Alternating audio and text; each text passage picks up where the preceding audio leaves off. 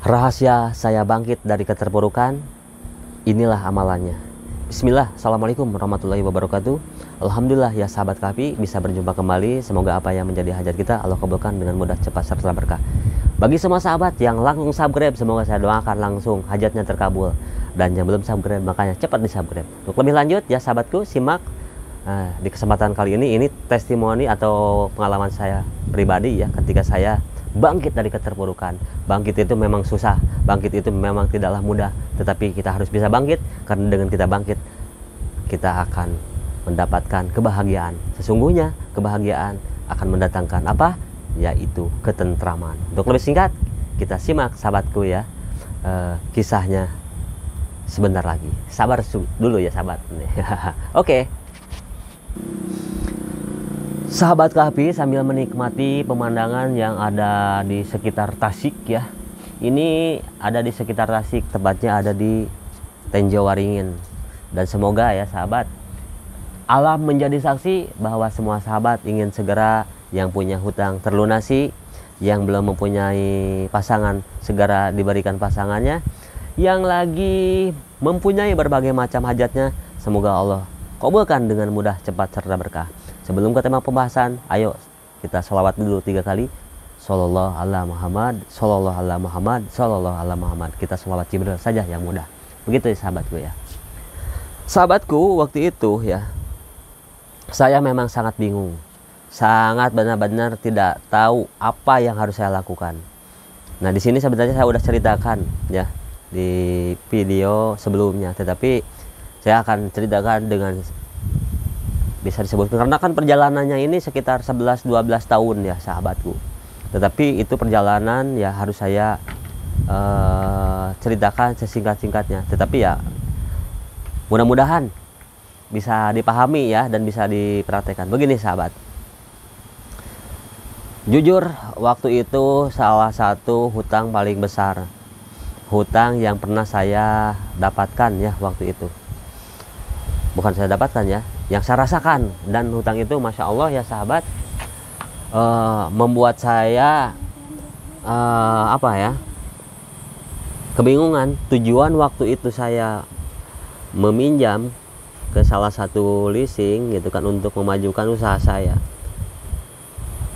Tujuan saya itu pengen punya modal biar tempat usaha itu makin berkembang. Tetapi di situ Masya Allah ya sahabat, makanya waktu itu saya ngambil langsung tujuannya ya biar toko penuh, toko bagus gitu kan. Makanya waktu itu saya langsung untuk modal dan untuk bisa disebutkan yang lebih ininya untuk kredit mobil lagi gitu kok. Masya Allah, saking nafsunya saya ya waktu itu. Nah sahabatku, tujuan kita punya modal itu atau pinjam itu untuk lebih berkembang lagi. Ternyata salah yang saya lakukan, terlalu nafsu. Makanya saya ingat arti gerakan sholat tumanina itu saya terapkan tuh. Di situ saya mendapatkan, oh kita harus tumanina, kita harus tenang, jangan terburu-buru, jangan apa ya namanya itu, jangan geresak-gerusuk gitu kan dalam mengambil segala sesuatu lah, baik itu dalam apapun gitu kan. Nah makanya saya terapkan, bukan hanya sebatas di sholat aja, tumanina itu saya terapkan. Tetapi ketika saya mempunyai berbagai masalah, tumanina harus kita terapkan. Tumanina di situ berdiam, tenang, tertib, dan kita harus benar-benar pikirkan matang-matang. Nah di situ lanjut lagi, Masya Allah ya sahabatku, ketika saya waktu itu tuh benar-benar sangat sedih sekali, sangat bingung sekali, karena ternyata pas begitu saya ambil pinjam, yang ada malah semakin merosot. Cuman berjalan beberapa bulan, akhirnya terlilit hutang, akhirnya kesulitan, akhirnya tempat jualan saya, toko saya itu benar-benar disegel, mobil diambil, dan di situ stres saya, benar-benar stres. Pokoknya tidak tahu lah, pokoknya gitu sahabatku ya, tidak tahu apa yang harus dilakukan, dan benar-benar super bingung sekali ya sahabatku.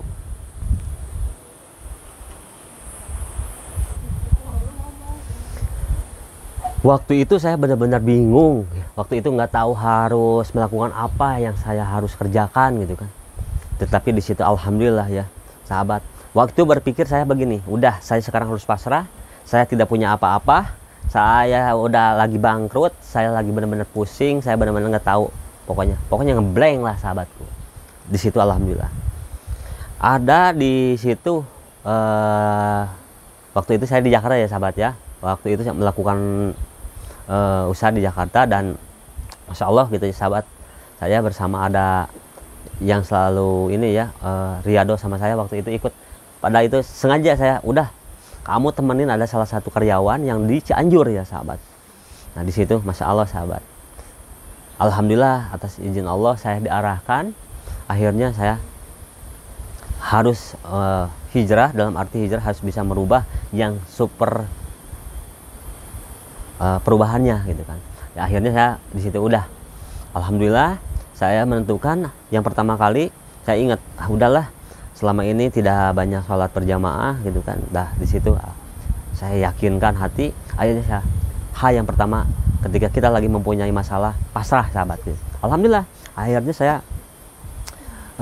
bisa melakukan sholat berjamaah bersama karyawan saya waktu itu ya, yang mana ya sahabat, setengah jam sebelum maghrib saya standby. Saya di situ sampai isya gitu sahabat ya, sampai isya gitu kan. Dan di situ subuh pun saya alhamdulillah ya berjamaah, bahkan subuh ya melakukan amalan ini ya dengan ini ya sahabatnya, dengan istiqomah. Di situ saya di waktu maghrib saya baca sholawat gitu kan, sholawat ala Muhammad, ingat ya, sholawat Jibril sahabat, sampai isya gitu kan. Pokoknya tidak terhitung lah gitu kan. Nah pada isya begitupun gitu kan, sholawat Jibril gitu kan. Nah ketika subuh saya melakukan sholat ini apa ya, tasbih malaikat juga yang 100 kali, yang subhanallah wa bihamdihi subhanallahil azim astagfirullah. Nah itu terus Masya Allah ya sahabat, kesulitan saya yang saya rasakan, sedikit beban yang ada dalam pikiran menjadi lega ya gitu kan. Bahkan di situ tidak stres lagi. Padahal sahabatku waktu itu debt collector nagih, harus ini, harus itu, harus tanda tangan, harus ini, sampai stres bener sahabat. Rasanya bener-bener pas begitu ada tok, padahal tukang bakso sahabat, disangkanya mau nagih. Bener itu, waktu itu bener-bener seperti itu gitu kan. Ini bukan ini ya. Makanya kalau yang lagi punya hutang tuh maunya sendiri, maunya nggak mau diganggu. Bahkan ada telepon siapapun juga nggak mau ngangkat, padahal mau ngasih rezeki. Itulah yang bisa menyulitkan atau membuat kita susah ya rezeki kita. Nah karena apa? Karena pikiran kita tidak tenang, hati kita pun merasa gelisah. Jadi bisa disebutkan batin ini memang apa ya, disebutkan sakit atau sedih atau prihatin gitu kan. Makanya kita tidak bisa leluasa untuk melakukan pergerakan dalam segala hal gitu kan. Ya tadi itu dia kata tok pada tukang bakso, misalkan mau ke tempat kita, ke rumah kita, ada telepon gitu kan, ring gitu kan. Wah yang nagih, padahal tidak semuanya yang telepon itu mau nagih, ya itu ya sahabatku ya.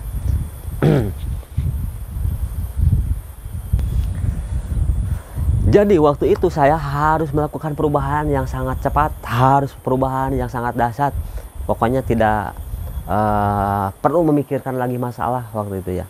Akhirnya saya benar-benar itu lakukan terus ya. Pada akhirnya saya bisa ketemu jalannya, perlahan usaha gitu kan, semakin tidak seperti biasanya. Walaupun waktu itu toko dalam keadaan disegel sahabat. Bayangin tempat usaha disegel, kita tidak punya uang, yang nagih banyak, stres gitu kan. Tapi ingat kata Bung ini apa, Rhoma Irama, stres obatnya iman dan takwa. Bener itu sahabat, serius itu iman dan takwa gitu kan. Imannya kepada Allah dan takwa bener. Kita harus benar tingkatkan. Nah di situ saya terapkan. Akhirnya alhamdulillah sedikit demi sedikit permasalahan bisa terselesaikan. Yang mana sebelumnya saya udah pernah cerita, akhirnya saya sama karyawan saya, ingat, akhirnya saya berangkat ke Masjid Atin waktu itu. Ya, ini kejadiannya sekitar 2012 akhir lah. Jadi kalau sampai sekarang 11 tahunan lebih gitu kan. Akhirnya saya di situ itikaf, sahabat. Itikaf. Ingat, 9 dari jam 9 saya sampai jam 9 lagi ya itikafnya. Gitu. Pokoknya sekitar jam 10, jam 11, jam 12, jam 3, 1, jam 2, jam 3, jam 4, jam 5, jam 7, 8. Ya sekitar, pokoknya dari jam 9 sampai jam 9 saya standby di masjid aja, duduk aja. Gitu kan. Di situ sambil yang saya baca, ingat, 1 sholawat, 2 al-waqiah, saya mendawamkan itu 40 kali. Jadi untuk sama sahabat ya, yang lagi punya masalah, sholawatin terus. Jangan lupa juga baca surat al-waqiah, surat anti kepakiran, surat yang benar-benar akan kita dapatkan kebarokahannya ya sahabatku.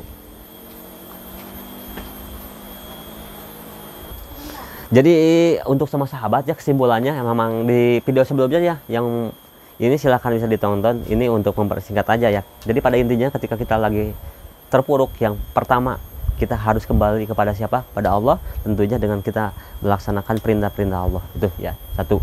Yang kedua, kita perubahannya harus benar-benar, harus yang sesungguh-sungguhnya, yang seserius-seriusnya, dengan benar-benar kita taubat yang serius-seriusnya. Jadi pada intinya, apapun yang menjadi masalahnya, ketika kita kembali ke Allah, kita kembali ke jalan yang Allah ridhoi, insya Allah apapun, sesulit apapun akan menjadi terbuka, akan tuntas masalah kita. Nah, untuk semua sahabat, jangan berkecil hati. Yang lagi mempunyai masalah, apapun masalahnya, ayo kita bangkit dari keterpurukan dengan senantiasa mendawamkan atau mengamalkan sholawat. Ya itulah ya sahabat ya, semoga video ini bisa menjadi motivasi. Dan alhamdulillah sekarang saya terbebas dari hutang, alhamdulillah ya sahabatku. Apalagi hutang riba, Masya Allah, sangat mengerikan sekali, karena kita mau berperang dengan Allah dan Rasulnya. Jadi semua sahabat, ayo bangkit, ayo kita senantiasa bersalawat. Kuncinya 1, stop. S, syukur. T, taubat. O, optimis. P, pertolongan Allah akan datang untuk semua sahabat. Demikian yang bisa disampaikan, mohon maaf atas segala kekurangannya. Semoga kita menjadi ahli sholawat dan kita mendapatkan keberkahan dengan sholawat ini, mendapatkan syafaat baik dunia ataupun akhirat. Saya KHP 82 pamit. Mohon maaf atas segala kekurangannya. Wassalamualaikum warahmatullahi wabarakatuh.